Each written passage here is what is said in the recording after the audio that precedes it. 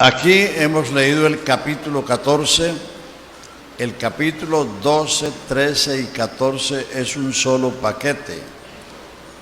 El capítulo 11 termina hablando de la Santa Cena y el capítulo 15 habla de la resurrección. O sea que el capítulo 12 enumera los dones, los 9 dones, que no son oficios, sino son manifestaciones del Espíritu. Los dones que son oficios son los de Efesios 4:11. El Señor mismo constituyó a unos apóstoles, a otros profetas, a otros evangelistas, a otros pastores y maestros, a fin de perfeccionar a los santos para la obra del ministerio, hasta que todos lleguemos a la unidad de la fe y del conocimiento del Hijo de Dios, a un varón perfecto a la medida de la estatura de la plenitud de Cristo. Estos son dones ministeriales, estos son oficios, o sea, Dios dota a un hombre de uno o varios dones y se lo da a la iglesia para que trabaje en la iglesia, llevando la iglesia a la perfección, llevando la iglesia a la edificación, llevando la iglesia a la madurez. Los 9 dones de 1 de Corintios 12 no son oficios, sino manifestaciones que se suceden no siempre, sino cuando hay una situación que amerita que esa manifestación venga. Entonces, porque hay una situación que suplir. Entonces hay que entender esa diferencia. Entonces el capítulo 12 enumera los 9 dones y luego los clasifica en 3 grupos. Dice, hay diversidad de ministerios, hay diversidad de dones y hay diversidad de operaciones.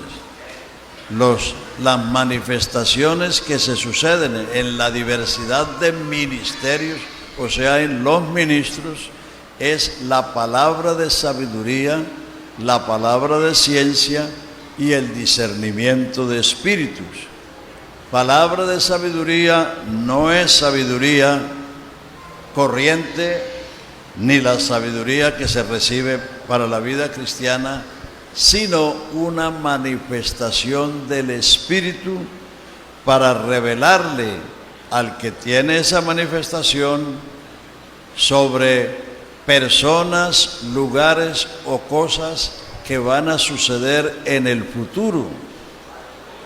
La profecía toda es palabra de sabiduría, o sea, se refiere a personas, lugares, cosas o acontecimientos que han de suceder en el futuro. Pero esta es una revelación que se sucede en un momento dado en el culto. La palabra de ciencia es lo mismo, una revelación, pero respecto a cosas del pasado o del presente que están sucediendo y que no se pueden saber por inteligencia humana. Le doy 2 ejemplos. El caso de Giese, siervo de Eliseo. Cuando Naamán el sirio vino a Israel para que el profeta lo sanara, vino con carruajes y regalos y muchas cosas para el profeta. El profeta rehusó cualquier regalo que viniera de este hombre.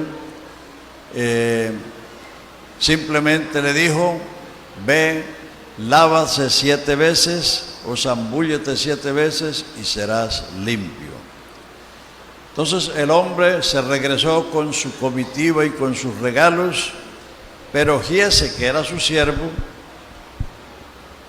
a escondidas del profeta, se fue tras él para decirle que habían llegado unos visitantes y que necesitaba unas mudas de ropa y que necesitaba tantas cosas, y le pidió los regalos se fue y los escondió y se vino y se presentó delante del profeta como si nada.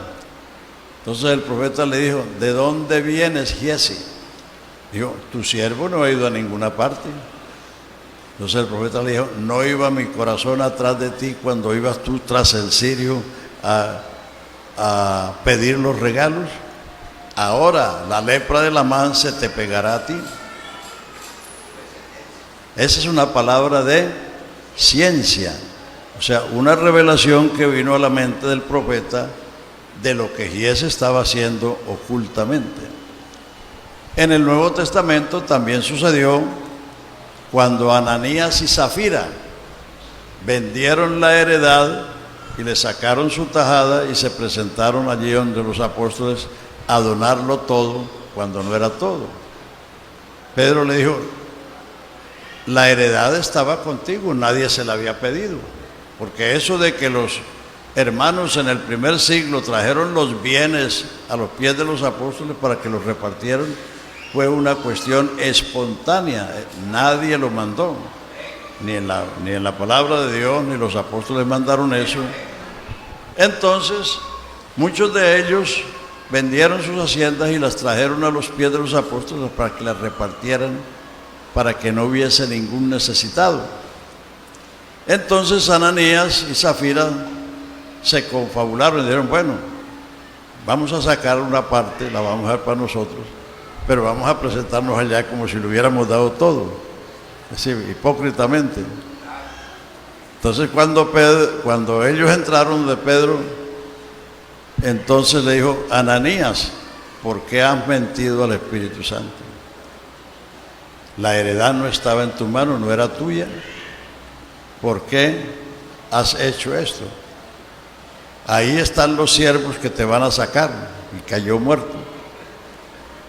Y luego entró la mujer y le preguntó también Pedro si la heredad la habían vendido en tanto, y ella afirmó que sí. Y entonces, bueno, los que te sacaron a tu marido te van a sacar a ti, y cayó muerta ella. O sea, esa es la palabra de ciencia. O sea, referente a cosas del pasado o del presente, mientras que la palabra de sabiduría es respecto al futuro. Discernimiento de espíritus es que para echar un demonio fuera hay que tener discernimiento para identificar al demonio. Por eso Jesús le preguntaba: ¿cómo te llamas? Y el demonio dijo: me llamo Legión porque somos muchos. O sea, los demonios no se echan como espantando pollos, haciendo ruido y agarrando de las fechas a la persona. No, señor, eso no es así. Al demonio no se echa físicamente, es una cosa espiritual. Entonces hay que discernir.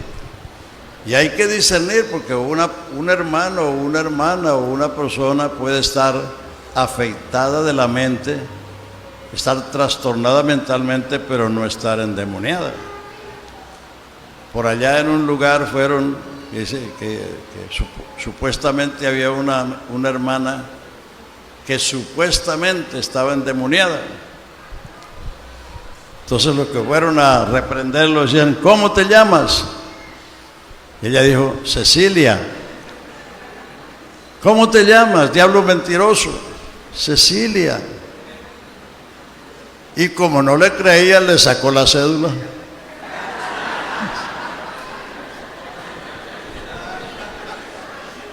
Sí, porque esos hermanos no tenían entendimiento de que la hermana lo que tenía era un trastorno mental, no estaba endemoniada. Entonces, para eso se necesita el discernimiento de espíritus, y por eso ese grupo se llama diversidad de ministerios. O sea que los ministros, más que nadie, tenemos que procurar por tener ese discernimiento cuando estamos ante una persona de esas, si es que tiene un trastorno mental o si en verdad está endemoniada. El diablo opera en las personas primero por opresión. La opresión es fuerza externa que lucha contra la persona, que lo oprime, que lo afecta, pero es algo externo. Entonces la manera de librarse de eso es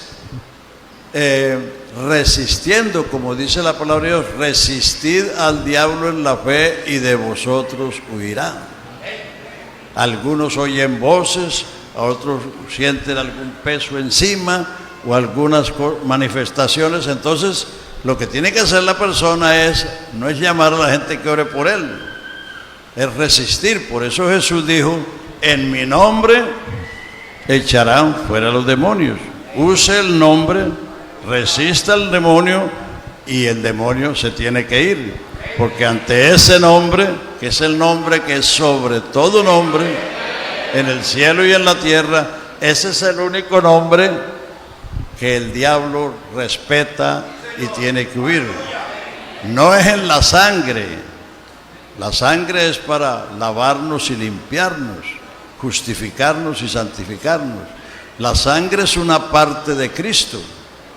El nombre encierra todo lo que Él es. Cuando el presidente Obama habla, la gente para las orejas. ¿Por qué? Porque detrás de ese hombre está todo el poderío de los Estados Unidos, poderío militar, económico, científico, en todos los aspectos. Entonces, cuando ese hombre habla, por eso los gobernantes le ponen cuidado. Entonces, si eso es un hombre que tiene un poder, vamos a decir, mundial, entonces, ¿qué será del nombre de Jesucristo, que es un nombre sobre todo nombre en el cielo, en la tierra y debajo de la tierra? Es un nombre sobre todo nombre en este siglo y en el venidero. Es un nombre al que está sometido todo, porque todo está debajo de sus pies. Entonces al diablo no se echa diciendo hay poder en la sangre, no.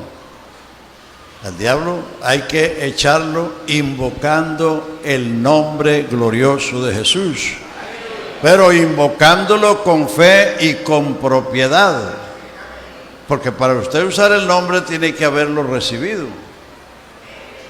Eso es como la querida o la amante que no puede usar el nombre de su amante porque él es casado, y hay una señora que es la que puede usar el nombre de él. Entonces, para usar el nombre hay que recibirlo. Ahí en los Hechos 19 hay un pasaje de unos hijos, 7 hijos de un tal Exeba, que era de la familia sacerdotal, y que quisieron echar un demonio fuera, y vinieron donde él y le dijeron: en el nombre de Jesús, el que Pablo predica, te mandamos que te vayas de ahí. Y el demonio se les vino encima y pudo más que los 7, y se fueron heridos y con su ropa desgarrada, porque ellos estaban tratando de usar un nombre que no tenían. En el nombre de Jesús, el demonio le dijo: sé quién es Jesús y conozco a Pablo, pero vosotros quiénes sois. Entonces se les vino encima, porque el nombre de Jesús hay que usarlo con propiedad, hay que recibirlo, hay que tenerlo, así como la señora usa el nombre de uno con esa naturalidad y propiedad. Mi esposa usa mi nombre para todo lo que necesita, porque yo le di mi nombre el día que nos casamos. Entonces, así es también. Entonces, ese primer grupo se llama, ¿cómo se llama? A ver, ministros. Diversidad de ministerios. Aleluya. El segundo se llama diversidad de dones. Dones de sanidad. Dones, esos son dones de poder para actuar. dones de sanidad, de sanidades, dice plural. Don de milagros y don de fe. El que ora por un enfermo y se sana no es que tenga el don de sanidad, sino que tiene la habilidad de operar el don de la sanidad, o sea, la manifestación de la sanidad en la persona. Eso es lo que tiene esa persona, la habilidad. No es que él sea que tiene un don particular, no. El don de milagros, lo mismo. Y don de fe es para hacer cosas extraordinarias, y una dotación de fe. Uno leyendo la historia cristiana y leyendo la historia nuestra, uno se da cuenta de personas que han tenido una fe extraordinaria para realizar obras portentosas, tanto espirituales como materiales. Entonces esa es una dotación especial de fe para eso. Eso se llama diversidad de operaciones, dones de poder para actuar. Y el tercero es dones de expresión para hablar. Entonces ahí viene el don de lenguas, la interpretación de lenguas y la profecía. Entonces el capítulo 12 los enumera y los clasifica. El capítulo 13 señala el amor como lo que debe motivar el anhelo de poseer los dones y de usar los dones, porque los dones no son para exhibición ni para vanagloria, sino que los dones son para servir. Entonces, lo que debe motivar, lo que nos debe hacer buscar esos dones es el amor al Señor, el amor a la iglesia, el amor a la gente que necesitan la manifestación de esos dones. Y el capítulo 14 es cómo funcionan esos dones en la congregación. Entonces, si tiene la Biblia ahí a la mano, coge el capítulo 14 y vamos a ir versículo por versículo para que sepamos a ciencia cierta cómo funcionan estos dones en la iglesia, en la congregación. Aleluya.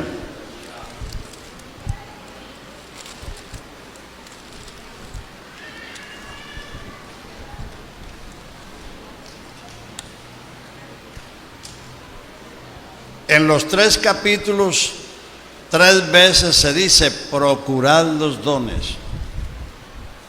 3 veces se repite, o sea que es algo que debemos procurar, que debemos anhelar, porque como ya hemos dicho, el Espíritu Santo no vino para que usted brinque o corra o baile, no.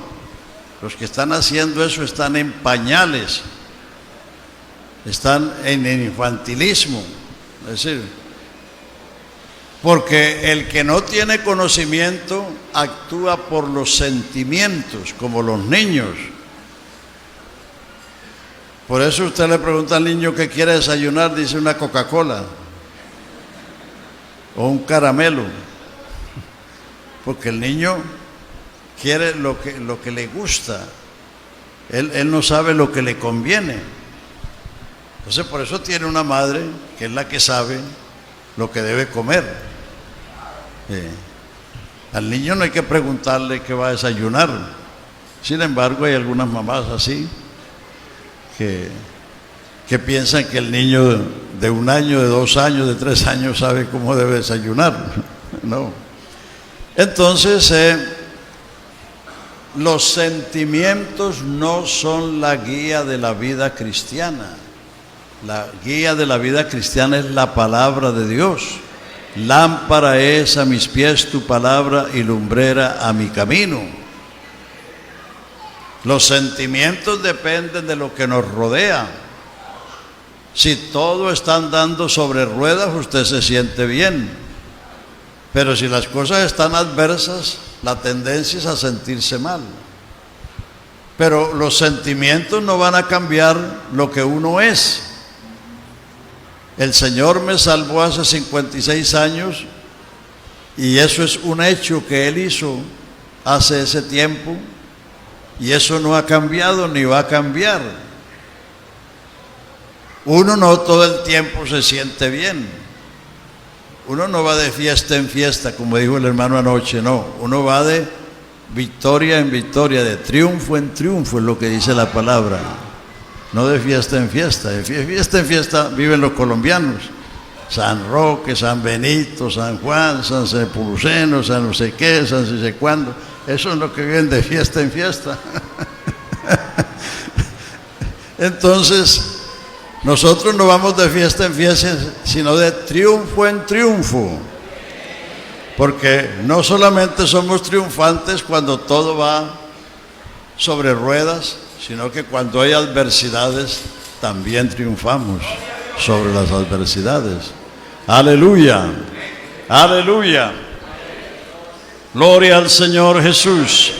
Entonces, seguid el amor y procurar los dones espirituales, sobre todo que profeticéis, porque el que habla en lenguas no habla a los hombres, sino a Dios, porque nadie le entiende, aunque por el Espíritu hable misterios.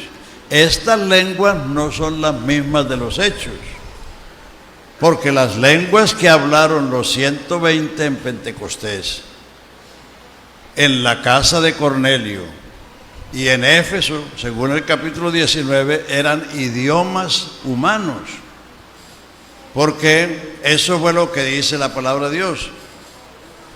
Estaban unánimes y juntos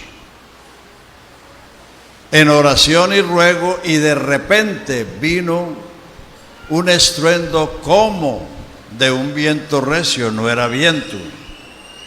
Se les aparecieron lenguas repartidas como de fuego, no era fuego. Fueron todos llenos del Espíritu Santo y comenzaron a hablar en otras lenguas. Lenguas son idiomas. Y por eso en el día de Pentecostés, que habían gente de partos, medos, elamitas, capadocios, mesopotamios, cretenses, árabes, egipcios, romanos, habían como 15 nacionalidades, porque estaban celebrando la fiesta de Pentecostés y habían venido de Europa, de África y de la provincia de Asia a celebrar la fiesta. Entonces la admiración y la sorpresa de los visitantes fue: ¿cómo siendo estos galileos hablan en la lengua en que nosotros hemos nacido las maravillas de Dios? O sea, estaban entendiendo, porque conocían esos idiomas, estaban entendiendo lo que ellos hablaban en lenguas. Como si aquí alguien habla en lenguas en chino, y hay alguno que sabe chino, pues sabe lo que está diciendo, pero los demás no. Entonces, lo mismo sucedió en la casa de Cornelio. Dice, los fieles que habían acompañado a Pedro a la casa de Cornelio se sorprendieron diciendo: de manera que a los gentiles también Dios ha dado el Espíritu Santo, porque los oían que hablaban en lenguas y magnificaban a Dios. Estaban entendiendo lo que ellos hablaban en lenguas. Entonces, esos son idiomas humanos. Este que estamos aquí no es humano. El que habla en lenguas no habla a los hombres, sino a Dios, porque nadie, ni el diablo siquiera, que es multilingüe, ni el diablo mismo, nadie le entiende, aunque por el Espíritu hable misterios. Estas lenguas son lenguas de intercesión, la que dice Romanos 8:26. ¿Qué hemos de pedir como conviene? No lo sabemos, pero el Espíritu ayuda a nuestra debilidad o nuestra flaqueza, porque intercede por nosotros con gemidos indecibles, porque Él conoce la voluntad de Dios y la necesidad de los santos. Es decir, cuando una persona ora en el Espíritu usa su instrumentalidad para interceder por algo que él no sabe. Puede ser por un misionero, puede ser por un pastor, puede ser por una familia, por alguien que necesita, y Dios usa la instrumentalidad de ese creyente que ora en el Espíritu, no intelectualmente, porque como leímos ahí, se puede orar en el Espíritu y se puede orar con la mente también, es decir, lo que uno sabe por lo que tiene que orar. Pero este es un caso en que la persona está orando en el Espíritu y está hablando en otras lenguas y está intercediendo o está adorando. Yo he visto hombres y mujeres cantando en lenguas, o sea, están adorando a Dios en el Espíritu. Entonces, estas lenguas no son las mismas de los hechos. Estas lenguas son para esas dos cosas: intercesión, adoración y edificación propia. El que habla en lenguas, a sí mismo se edifica. Entonces, si usted habla en lenguas en su devoción, hágalo. Y si en la iglesia, cuando está en el culto, va a hablar en lenguas, eso no es para hacer espaviento, no es para hacer ruido, no es para que todo Maicao lo escuche, sino para eso. Tiene que saber para qué es. Si estás orando en el Espíritu y le viene a la lengua, pues arrodíllese o siéntese y ore. Pero no es para que todo el mundo se dé cuenta. Pablo no está impidiendo las lenguas, sino regulando el uso de las lenguas en el templo, en la iglesia, en la congregación. Entonces, si no hay... entonces dice el otro versículo, sigan ahí el capítulo 14, porque el que profetiza habla a los hombres para edificación, exhortación y consolación. El que habla en lengua extraña a sí mismo se edifica, pero el que profetiza edifica la iglesia. Entonces, profetizar es hablar en lugar de otro. Así que quisiera que todos hablases en lenguas, pero más que profetizases, porque mayor es el que profetiza que el que habla en lenguas, a no ser que las interprete para que la iglesia reciba edificación. Ahora pues, hermanos, si yo voy a vosotros hablando en lenguas, ¿qué os aprovechará? Si no os hablare con revelación, o con ciencia, o con profecía, o con doctrina. ¿Qué les hubiera aprovechado esta semana si yo me hubiera puesto a hablar en lenguas en todos los cultos? Nada. Se hubieran quedado en China. Ahora pues, hermanos, ciertamente, viene un ejemplo, ciertamente las cosas inanimadas, como la flauta o la cítara, si no dieren sonido entendible, ¿cómo se sabrá lo que se toca? Si la trompeta diere un sonido incierto, ¿quién se apercibirá a la batalla? Los soldados que tocan esos instrumentos los tocan para convocar o para la guerra o para otras cosas. Entonces, dice, así también si por la lengua no dieres palabra comprensible, ¿cómo se sabrá lo que se habla? Pues hablaréis al aire. ¿Sí? No estás haciendo nada, estás haciendo ruido solamente. Bueno, los pentecostales hemos sido tan ruidosos que hasta el gobierno de Colombia ha tenido que ponernos coto. ¿Sí saben ustedes que el gobierno está regulando eso? Porque los pentecostales han hecho demasiado ruido. Entonces,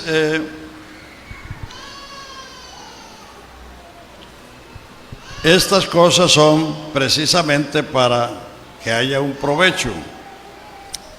Así también vosotros, si por la lengua no dieres palabra comprensible, ¿cómo se entenderá lo que decís? Porque hablaréis al aire. Tantas clases de idiomas hay en el mundo y seguramente ninguna de ellas carece de significado. Pero si yo ignoro el valor de las palabras, seré como extranjero para el que habla, y el que habla será como extranjero para mí. Así también vosotros, pues si que anheláis dones espirituales, procurad abundar en ellos para la edificación de la iglesia. Por lo cual, el que hable en lengua extraña, pida en oración poder interpretarla. Porque si yo oro en lengua desconocida, mi espíritu ora, pero mi entendimiento queda sin fruto. ¿Qué pues? Oraré con el espíritu, pero oraré también con el entendimiento. Cantaré con el espíritu, pero cantaré también con el entendimiento. Porque si bendices solo con el espíritu, el que ocupa lugar de simple oyente, ¿cómo dirá amén a tu acción de gracias? Pues no sabe lo que has dicho. Porque tú a la verdad bien das gracias, pero el otro no es edificado. Doy gracias a Dios que hablo en lenguas más que todos vosotros, pero en la iglesia prefiero hablar 5 palabras con mi entendimiento para enseñar también a otros que 10,000 palabras en lengua desconocida. Hermanos, no seáis niños en el modo de pensar, sino sed niños en la malicia, pero maduros en el modo de pensar. En el final del 13, en el 13:11 dice, cuando era niño, pensaba como niño, juzgaba como niño, actuaba como niño, pero cuando fui hombre, dejé las cosas de niño. Entonces, claro, la iglesia no nació grande. Los niños no nacen con bigote. Para que le salga el bigote necesitan unos cuantos años. Entonces, la iglesia no nace grande en ninguna parte del mundo. Por eso la iglesia en todas partes del mundo ha pasado por el infantilismo. Por eso hemos visto cosas que no son correctas, porque ha sido protagonizada por creyentes infantiles que simplemente se guían por los sentimientos porque no tienen conocimiento de la palabra de Dios. Entonces hay que pasar por alto eso. El que haya eso no quiere decir que no hay lo otro, lo genuino. Aún lo chiviado es prueba de que existe lo genuino. Para hacer un reloj chiviado es una copia del genuino. Entonces, el hecho de que hayan tantas cosas que no son correctas no quiere decir que no hay lo correcto. Por el contrario, eso es la prueba de que existe lo correcto, lo genuino. Aleluya. Perdonen, hermanos, que al que habla y canta se le seca la garganta.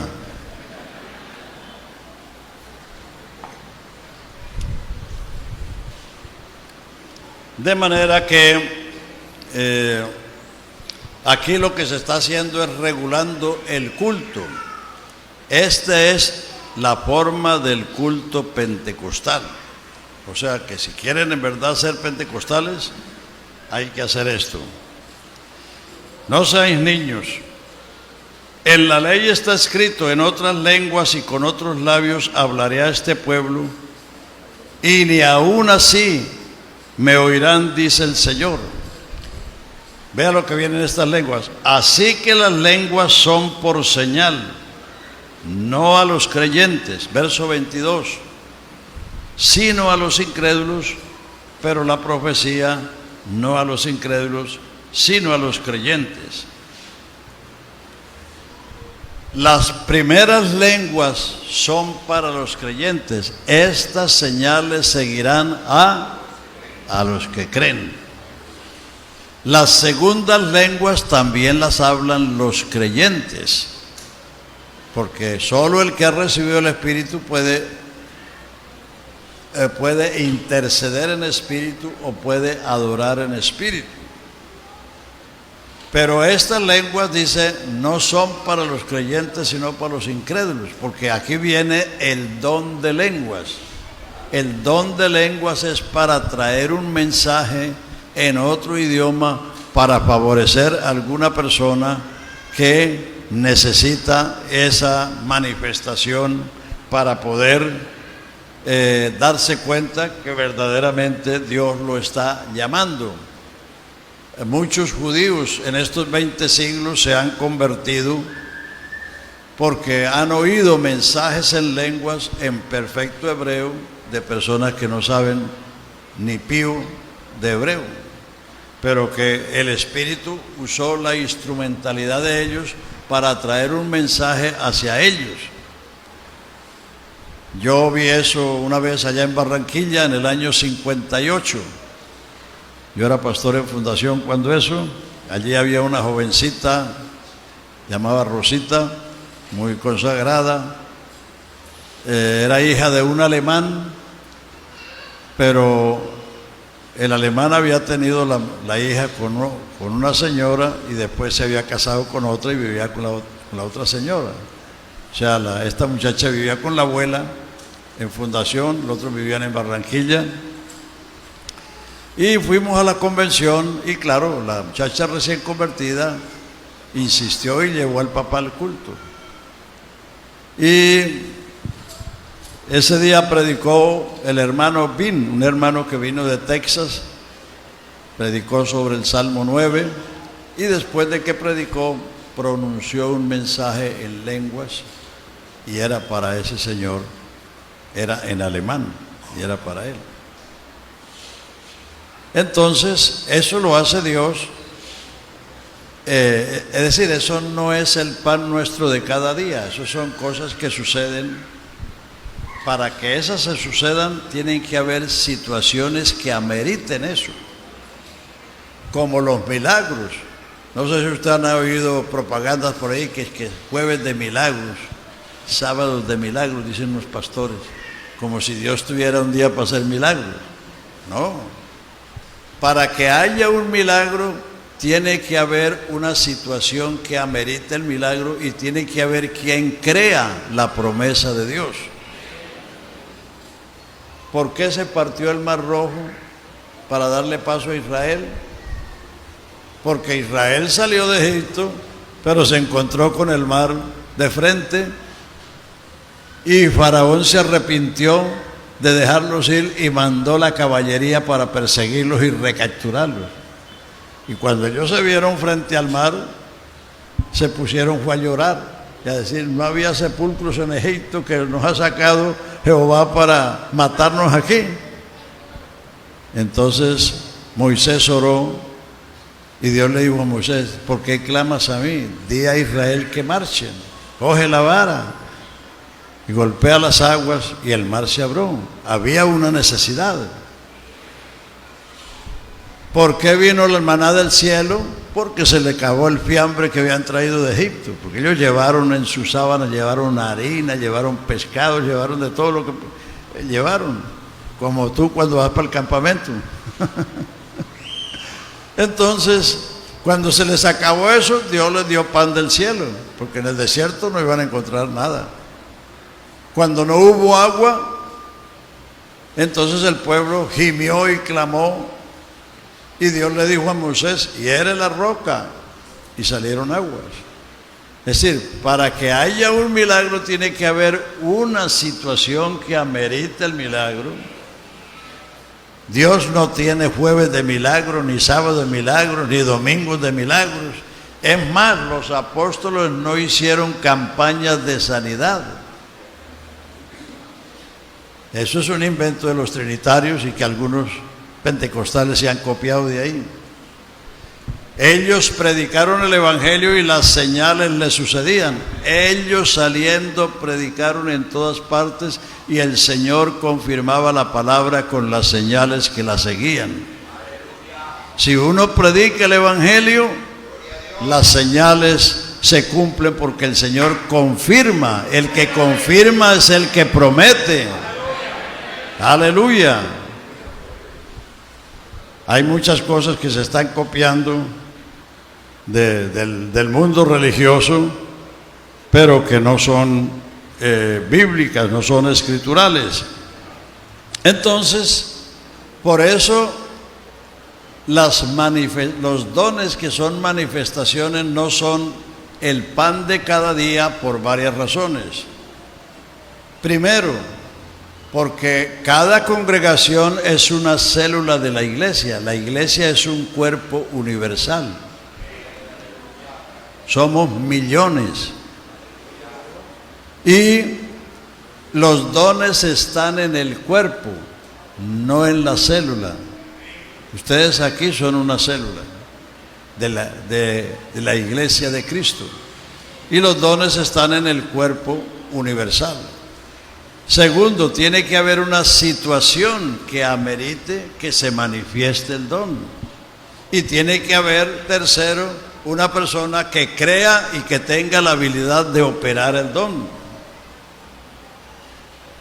Y por eso Pedro dice, tenemos la palabra profética más segura, a la cual hacéis bien de estar atentos como a una antorcha que alumbra en lugar oscuro, hasta que el día esclarezca y el lucero de la mañana salga en vuestros corazones. Es decir, la guía de fe y de práctica es la palabra de Dios.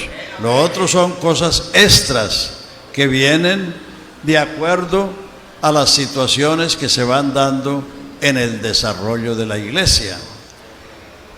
Cuando hubo las persecuciones en Colombia, en los departamentos del interior, muchas veces se manifestaron esas cosas previniendo a los hermanos de los peligros que venían, y en algunos casos evitaron, como el caso de Agabo. Cuando Pablo estaba en una ciudad, se levantó Agabo y le dijo, le tomó el cinturón a Pablo y le dijo, vea, con este cinto te van a atar en Jerusalén. Pero Pablo le dijo, ¿para qué me afligís el corazón? Si yo estoy listo no solamente a sufrir, sino a dar mi vida por el Señor. Y se fue para Jerusalén, y allá lo agarraron, y tuvo que huir, porque si no lo matan. O sea, el Espíritu le advirtió, pero él no hizo caso de eso. También dijo que vendría una hambre sobre la tierra de Judea, y el hambre vino. Y por eso era que Pablo después recogía ofrendas de las iglesias gentiles para mandarles a los hermanos de Judea, porque estaban en suma pobreza. Después de que se comieron todo su patrimonio, ahora estaban en pobreza. Entonces, realmente se necesita que haya situaciones que ameriten que se manifiesten, se operen estas cosas. Si pues toda la iglesia se reúne en solo lugar y todos hablan en lenguas y entran indoctos o incrédulos, ¿no dirán que estáis locos? A veces no todo lo que el mundo dice de la iglesia es mentira, porque a veces la iglesia en su infantilismo ha protagonizado situaciones que no le dicen nada bueno a la gente, sino que los escandalizan. Entonces, el Evangelio no es para hacer ruido. El Evangelio es un mensaje que hay que predicarlo para que la gente lo entienda. Para eso es. Jesucristo no mandó actores, sino predicadores. Ahora hasta los cantantes quieren ser actores. Yo me pregunto, ¿para qué se disfraza un cantante de charro mexicano? ¿A quién le está cantando? ¿Al Señor o a la gente? Para uno cantarle al Señor, uno no tiene que disfrazarse de nada, porque a Dios lo que le gusta es la sencillez, la sinceridad, que uno sea lo que uno es. ¿Cómo voy a aparecer aquí como si fuera gringo. No, yo soy lo que soy por la gracia de Dios y nada más. Y cada uno debe estar contento de ser lo que es por la gracia de Dios y no ponerse arandelas. En el 2007 fui a la convención en Cali y vino un grupo vestido de charro con esos enormes sombreros a cantar. Yo les dije, ¿y ustedes no se han dado cuenta que la Biblia dice que el hombre debe orar con la cabeza descubierta? Venían a cantar con esos tremendos sombreros y con su disfraz de charros.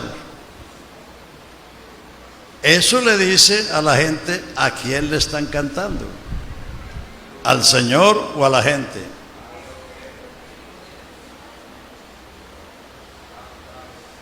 Entonces, el culto es para el Señor. Deja ir a mi pueblo para que me sirva. Ministrar es servir. Lo que pasa es que algunos cantantes, no todos, que hay algunos que todavía le cantan al Señor, algunos cantantes les han vendido la idea equivocada, que la alabanza es para ministrarle al pueblo. No, Señor, no es para eso. La alabanza es para ministrarle a Dios. Deja ir a mi pueblo para que me sirva en el desierto, para que me haga fiesta, no para que hagan fiesta. Cantad a Jehová, cántico nuevo, su alabanza sea en la congregación de los santos. Dad a Jehová la gloria debida a su nombre. Al pueblo se le ministra con la palabra de Dios, no con cantos, porque los cantos no salvan, los salvos cantan. Hay que rectificar todo eso. Salmo 19. La ley de Jehová es perfecta, que convierte el alma. El testimonio de Jehová es fiel, que hace sabio al sencillo. El precepto de Jehová es puro, que alumbra los ojos. El testimonio de Jehová es fiel, que permanece para siempre. Los mandamientos de Jehová son rectos, que alegran el corazón. Tu siervo es además amonestado con ellos, y en guardarlos hay grande galardón. El Salmo 119, que tiene 176 versículos, todo habla de la excelencia y eficacia de la palabra de Dios. ¿Vosotros sois limpios por las canciones que han escuchado? No. Jesús dijo, porque ellos ni siquiera habían escuchado ninguna canción de eso. Vosotros sois limpios por la palabra que os he hablado. Santifícalos en tu verdad, tu palabra es verdad. Habiendo purificado vuestras almas en la obediencia a la verdad. Cristo amó la iglesia y se entregó a sí mismo por ella para santificarla y purificarla en el lavacro de la palabra de Dios. Al pueblo se le ministra con la palabra de Dios. No confundan las cosas. Esa es una idea que le han vendido los trinitarios. Es como los conciertos cristianos, entre comillas. Los cristianos no inventaron los conciertos. Los conciertos los inventaron los cantantes del mundo. Y los cristianos están imitándolo. Están imitándolo. Los conciertos son exhibiciones de talento humano, de músico y de canto. Eso es todo.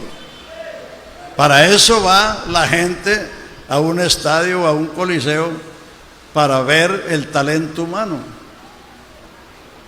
la música y el canto. Entonces eso no es un culto. Allá en México Marcos Witt hizo un concierto y la policía estaba en apuros con todos los jóvenes que estaban haciendo estragos en los baños. La policía no podía controlar todo ese poco de jóvenes desordenados, haciendo cosas bien graves en los baños del Coliseo. No. Vea, aquí vamos a llegar al verso 26, ahí está el orden del culto. A ver, hermanos, pongan cuidado. Verso 26, ¿qué hay pues, hermanos, cuando os reunís? Sí, cuando nos congregamos, ¿a qué nos congregamos? ¿Qué hay pues, hermanos, cuando os reunís? El uno tiene salmo, es lo primero. Salmo es alabanza. Lo primero en el culto no es dar una larga exhortación, no es hacer un calentamiento como el que sube al ring para boxear, no. Lo primero en el culto es la alabanza, porque la alabanza es el reconocimiento a su presencia. Él dijo, he aquí yo estoy con vosotros todos los días hasta el fin. Entonces, si yo me congrego para adorarlo a Él, lo primero que tengo que hacer es reconocerlo y darle a Él la gloria que le pertenece. Y los salmos tienen un orden. Salmo 100, entrad por sus puertas, ¿cómo? Con acción de gracia, porque el agradecido es bendecido. Al desagradecido no provoca volverle a hacer el favor, pero el agradecido es bendecido. Entrad por sus puertas con, a ver, díganlo, hermanos. Exacto, eso es lo primero. Llegar uno agradecido, gracias Señor por el día que me has dado, por la bendición, por el cuidado, por la provisión, por todo lo que hace Él. Dice, el Dios de nuestra salvación cada día nos colma de beneficios. Sea que usted los reconozca o no, el Señor es rico, abundante, generoso. ¿De cuántas cosas lo libra uno el Señor que ni siquiera se da cuenta? Bueno, entonces hay que ser agradecido.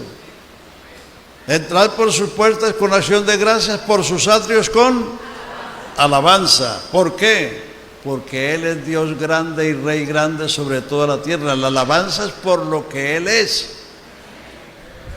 Dios grande y Rey grande sobre toda la tierra, porque las alturas de los montes son suyas y las profundidades de la tierra también, y todo lo que en ellos hay. Y luego viene la adoración. Venid, postrémonos, arrodillémonos delante de Jehová nuestro Hacedor. ¿Por qué? Porque Él es nuestro Dios y nosotros el pueblo de su prado y ovejas de su mano. Por lo que Él significa para nosotros y por lo que nosotros somos para Él. Venid, postrémonos, adoremos delante de Jehová nuestro Dios, porque Él es nuestro Dios. La alabanza es por lo que Él es. Allá en Apocalipsis 4, cuando Juan subió al cielo en espíritu, vio los millares de ángeles y los seres vivientes que no cesaban de decir, digno eres de recibir gloria y alabanza, porque tú creaste todas las cosas y por tu poder tienen de ser y fueron creadas. Estaban dando gloria porque Él es el creador, el sustentador y el poseedor del universo. Pero el hecho de que Él nos haya hecho hijos, que Él sea nuestro Padre, que Él sea nuestro Dios y que nosotros seamos pueblo suyo y ovejas de su prado. Que usted sea una oveja que Dios cuida como el gran pastor de las ovejas. Eso debe darle agradecimiento y adoración, porque lo que somos y lo que tenemos lo debemos a ese gran pastor de las ovejas que vela por su rebaño y cuida de él. Aleluya. Entonces, Lo primero en el culto es eso. Después viene lo segundo, que es la enseñanza. El otro tiene doctrina. Doctrina es enseñanza. La enseñanza es lo más importante en el culto, porque la enseñanza es para edificación, para afirmarse, para enraizarse, para capacitarse, para vivir la vida cristiana. La vida cristiana es algo que uno va experimentando y viviendo a lo largo del camino. Uno nació en el camino ancho e iba a la perdición. Jesús se cruzó en el camino y le dijo: detente, arrepentíos, creed el evangelio, convertíos. Entonces nos volvimos a Él, pero nos puso en un camino que no lo conocemos. Entonces uno lo va conociendo a la medida que va caminando. Entonces, para eso uno necesita la enseñanza. Por eso, así como el que ha ido a la Alta Guajira sabe cómo se va para allá y cómo es por allá el asunto, le puede decir al que no ha ido, al que solamente ha venido a Maicao. Así mismo en la vida cristiana. Por eso el adulto en la vida cristiana, el anciano en la vida cristiana, es el que ayuda a los otros, el que les muestra el camino, el que les dice lo que hay, para que no tropiecen, sino para que puedan caminar seguros y confiados. La enseñanza.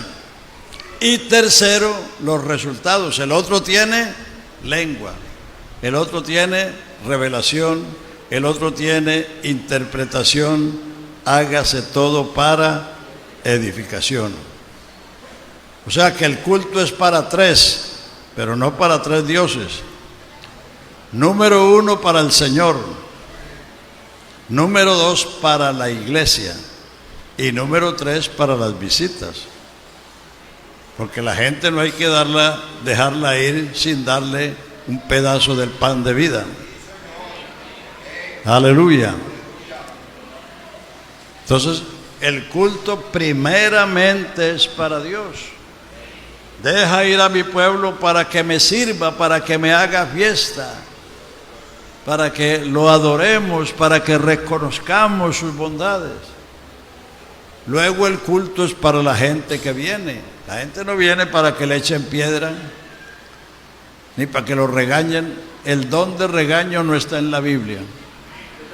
Así que eso es cosa de otra parte. No viene para que lo regañen, sino para que le den pan. La iglesia son como los restaurantes. Donde hay buena comida, hay que hacer cita, ¿cómo se dice? Reservar o hacer fila. Una de dos. O hacer la reserva o hacer fila, porque los buenos restaurantes siempre están llenos. Entonces, donde hay pan, la gente va. Y si además lo tratan bien, con más razón. Entonces, eso es lo que hay que aprender. Si hay pan, Salmo 68:11 dice: el Señor daba palabra, y de los que llevaban buenas nuevas había grande multitud. Donde hay palabra de Dios, no solamente va la gente, sino que esa gente evangeliza también. Alabanzas al Señor. Entonces el culto tiene un punto de partida, un desarrollo y una culminación. A veces los que pasan a dirigir los cantos quieren predicar también, quieren llamar a la gente al altar, quieren hacer todo. No, el que va a cantar un especial, que cante su especial y punto. Si es que es especial. Si es que es especial. El culto tiene que tener un orden, un desarrollo, un punto de partida y una culminación. Entonces lo primero es la acción de gracias, la alabanza, la adoración, luego viene la enseñanza y tercero vienen los resultados. Entonces, si hacemos los cultos así, la gente va a tener más ganas de venir al culto y se van a ir con una lección en cada culto. Bueno,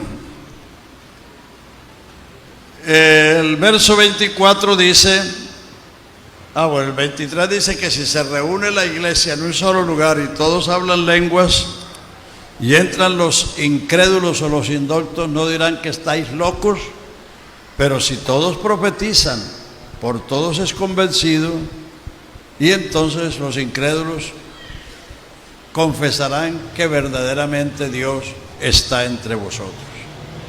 Tiene que haber, esto tiene que tener sentido. Lo de Dios no es contrasentido, no, porque Él es el solo Dios sabio. Aleluya. Y estas cosas tienen que tener un sentido que la gente pueda comprender.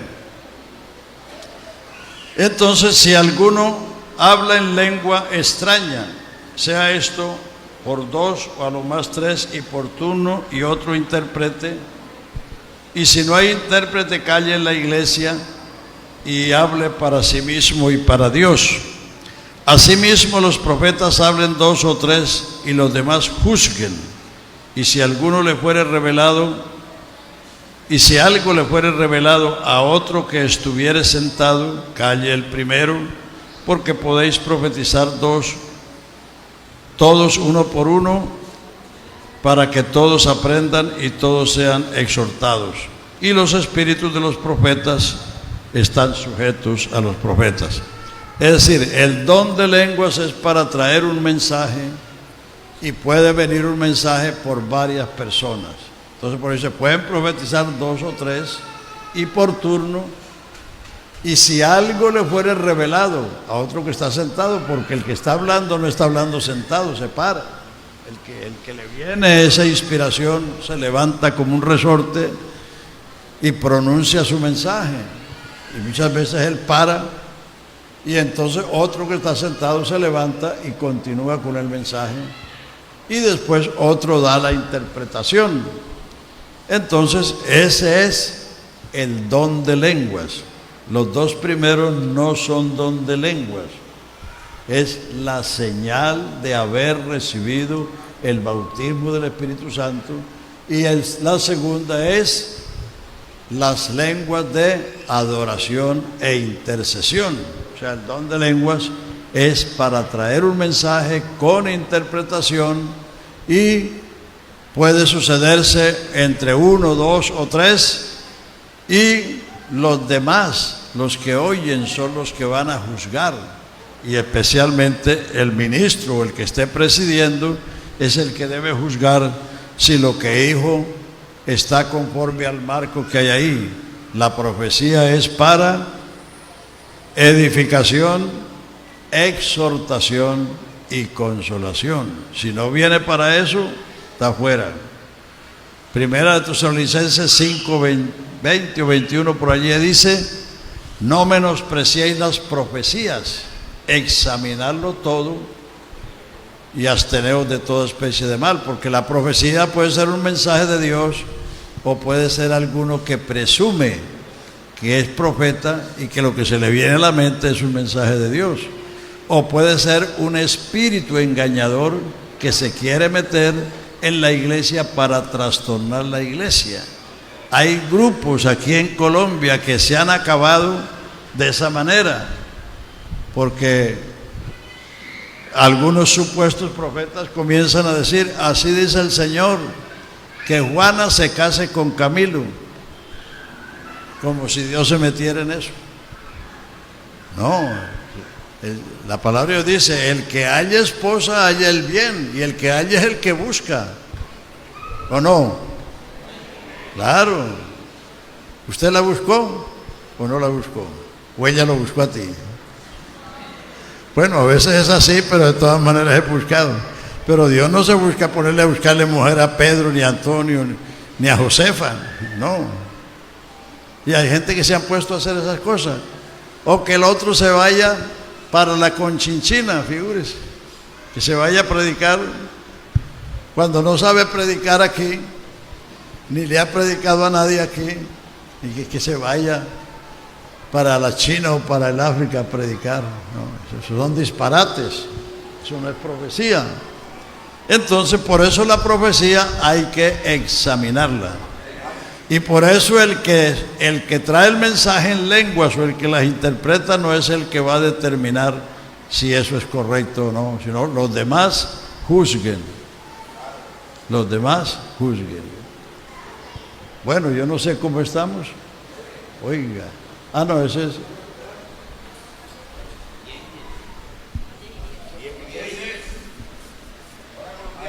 Es hasta las 10, ¿no?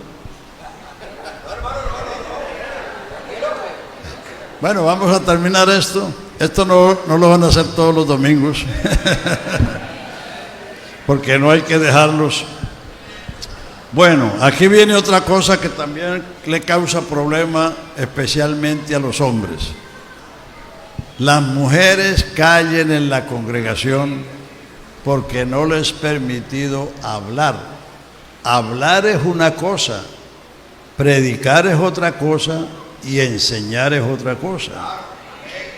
El contexto lo está diciendo. Si quieren saber algo, pregúntenle en la casa a los maridos.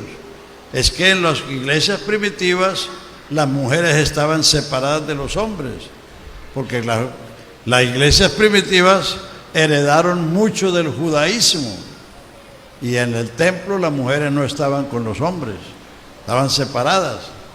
Entonces seguramente las mujeres se levantaban por allá diciendo: oye, ¿qué fue lo que dijo Pablo? ¿O qué fue lo que dijo Pedro? O interrumpían. Entonces es indecoroso que eso se suceda en la congregación, porque, como ya hemos dicho, el culto tiene un orden: tiempo de orar, tiempo de cantar, tiempo de oír y tiempo de esperar resultados. Entonces, a la mujer no se le prohíbe predicar. Predicar es exponer, presentar, proclamar. Eso es lo que es predicar. Entonces, a la mujer no le está prohibido predicar. Lo que sí le está restringido a la mujer es enseñar y ejercer dominio sobre el hombre. Lo dice en 1 de Timoteo, capítulo 2, versículo 8 en adelante. Dice: quiero que los hombres oren en todo lugar, levantando manos santas sin ira ni contienda. Asimismo también que las mujeres se visten de ropa decorosa, con pudor y modestia.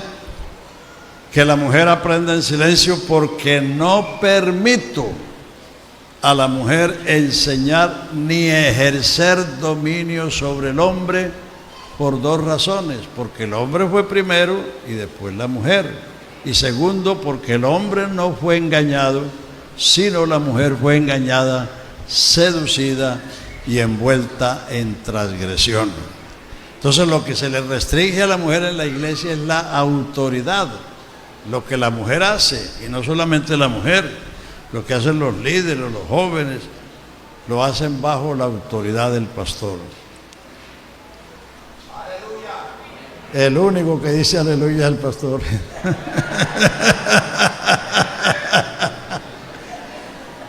Y si no, lea las 7 cartas de Apocalipsis 2 y 3, que ahí está clarito. El Señor alaba y reprende al ministro por lo que está pasando en la iglesia.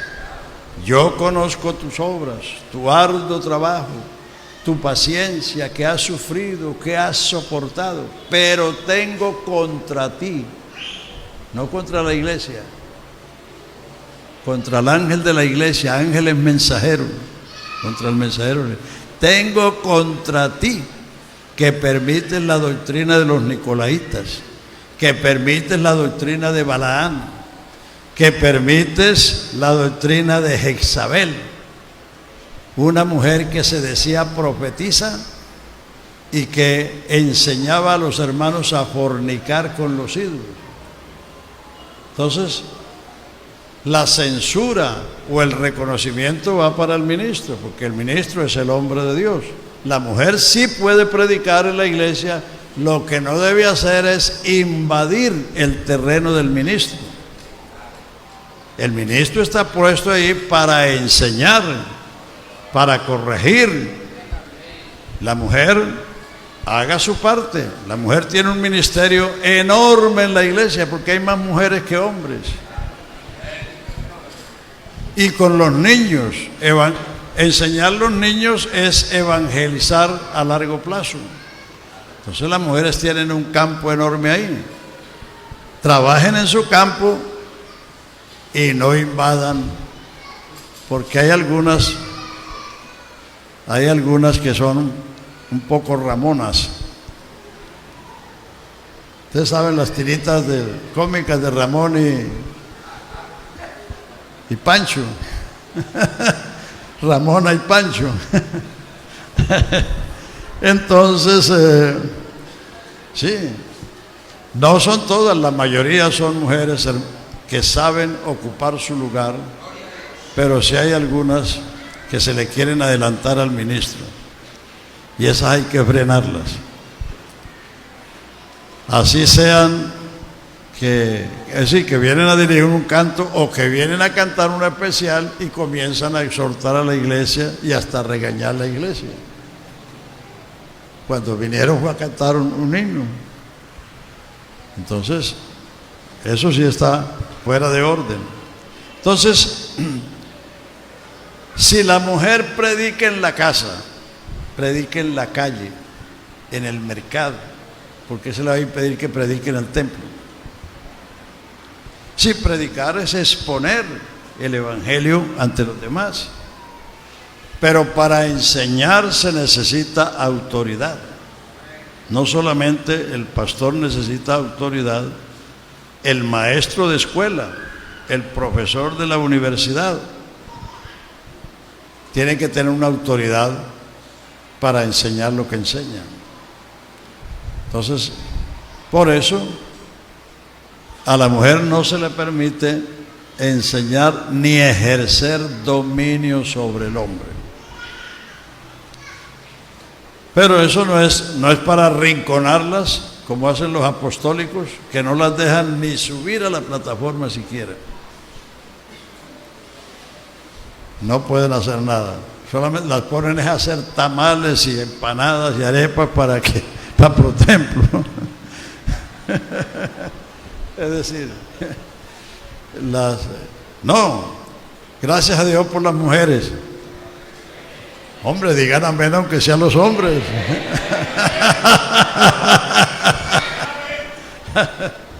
Aleluya. Yo por lo menos estoy muy contento con la mía.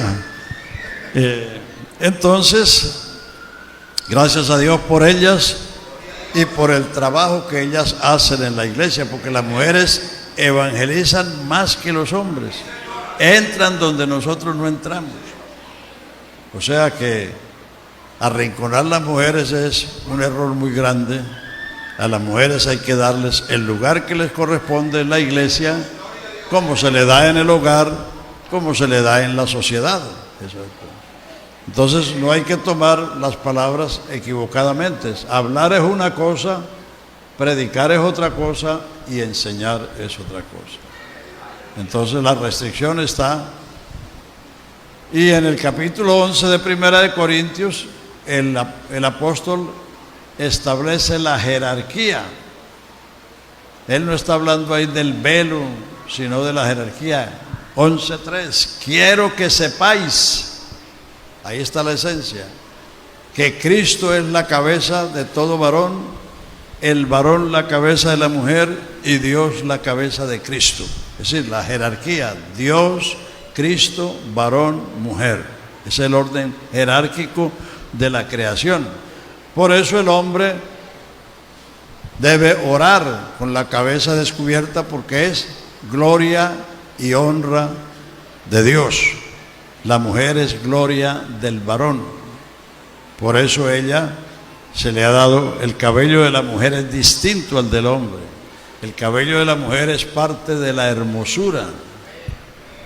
Ustedes han visto a las musulmanas que no se dejan ver ni un pelito de los extraños, porque para los musulmanes el cabello tiene que ver mucho con la feminidad y la sexualidad de la mujer.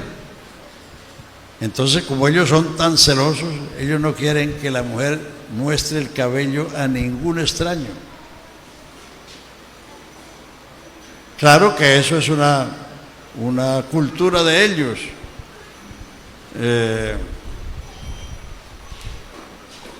Eso es cultura del Medio Oriente, eso no es cultura nuestra. Pero lo hacen por eso. Yo viajé en un avión en Canadá con una musulmana al lado y le pregunté, ¿por qué se cubren ustedes de esa manera? ¿Por Dios o por el hombre? Dijo, por ambos. Pero Dios no le va a reclamar, pero el hombre sí le va a reclamar, si se deja ver un pelo de otro. Entonces, el cabello es parte de la feminidad y de la hermosura de la mujer. Por eso se dice que a la mujer le es honroso dejarse crecer el cabello, porque en lugar de velo le ha sido dado el cabello. Entonces, el orden jerárquico es ese. Dice, el hombre no fue hecho por causa de la mujer, sino la mujer por causa del hombre, aunque el hombre nace de la mujer. Exacto. Pero lo que hay es que tomar en cuenta, respetar el orden jerárquico que Dios estableció en la creación y que llega hasta la iglesia. Aleluya. Bueno, ya estamos pasados y... ¿Ustedes tienen culto por la tarde? ¿Ustedes tienen culto por la tarde o no? ¿O solamente tienen la dominical? ¿Ah? Bueno, entonces hay que parar, porque si no estuvieran sin un solo culto, podíamos seguir hasta las 12, pero como tienen otro culto, hay que dejarlos que vayan a almorzar, y sobre todo por recoger los niños y todo eso. Pero entonces, hermanos, tomen en cuenta estas cosas y no nos dejemos llevar de las innovaciones que vienen del mundo trinitario, que vienen del mundo secular. Eso no hay que imitarlo en la iglesia, porque eso no va a traer bien para la iglesia. El Señor lo que quiere es que reconozcamos su obra grandiosa y que por ello le demos gracias, le demos gloria y lo hagamos en la forma más sencilla, y sobre todo que lo hagamos como lo que somos, no pretendiendo ser otros, porque eso no es honestidad. Aleluya. Bueno, muchas gracias por haberme dado la oportunidad de compartir la palabra con ustedes en estos días. Y léanse esos 3 capítulos, léanselos siquiera unas 20 o 50 veces hasta que vean todo eso facilito, hasta que lo hagan suyo, hasta que lo hagan propio. Es decir, si hay una recomendación que les puedo dar, es que lean la palabra de Dios, que no coman entero, que lo que aquí se dice usted lo verifique en la palabra de Dios, lo rumie para que se le convierta en leche para los corderos y en lana para el dueño de la obra y para el que trabaja en la obra también. Que el Señor les bendiga y muchas bendiciones para todos.